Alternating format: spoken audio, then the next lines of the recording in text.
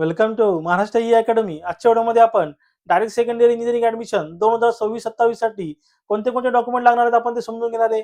बघा, diploma third इयरचे विद्यार्थी म्हणजे डिप्लोमा पासआउट विद्यार्थी डायरेक्ट सेकंड इयर इंजिनिअरिंगला इथे ऍडमिशन घेऊ शकतात. त्यासाठी कुठले कुठले डॉक्युमेंट लागणार आहेत ते आपण आजच्या व्हिडिओमध्ये समजून घेणार आहे.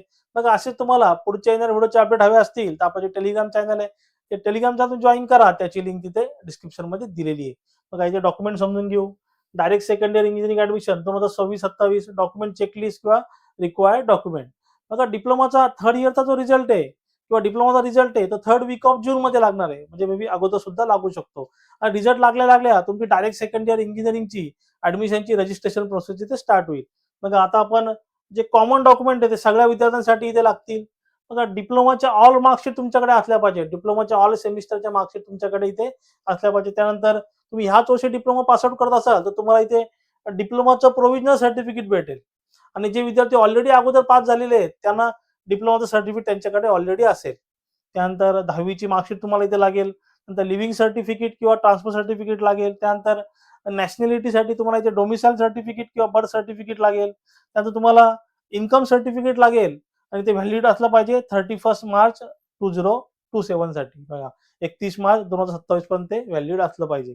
त्यानंतर आपण ओपन कॅटेगरीसाठी बघू. आता ओपन कॅटेगरीवर जो विद्यार्थी त्याला जर स्कॉलरशिप हवी असेल ईबीसीची तर त्याला ऑल कॉमन डॉक्युमेंट लागतील. त्याबद्दल इन्कम सर्टिफिकेट त्याला लागेल आणि त्याचं इन्कम जे लिमिट आहे ते 8 लाखापेक्षा इथे कमी पाहिजे. त्यानंतर बघा, ओबीसी कॅटेगरी, व्हीजेएनटी, एसबीसी आणि एससीबीसी म्हणजे आता मराठा जे स्टुडंट आहेत ते सुद्धा इथे इलिजिबल आहेत स्कॉलरशिप घेण्यासाठी. त्यांना सुद्धा कुठले डॉक्युमेंट लागणार ते आपण समजून घेऊ. मग ऑल कॉमन डॉक्युमेंट म्हणजे सगळे जे डॉक्युमेंट ते तुम्हाला लागतीलच. त्यानंतर कास्ट सर्टिफिकेट लागेल, कास्ट व्हॅलिडिटी लागेल आणि एनसीएल लागेल. एनसीएल म्हणजे नॉन क्रिमिलियर सर्टिफिकेट लागेल आणि सेम ते व्हॅलिड पाहिजे तुमचं 31 मार्च 2027 पर्यंत किंवा पुढचं सुद्धा तुम्ही घेतलं तरी चालेल.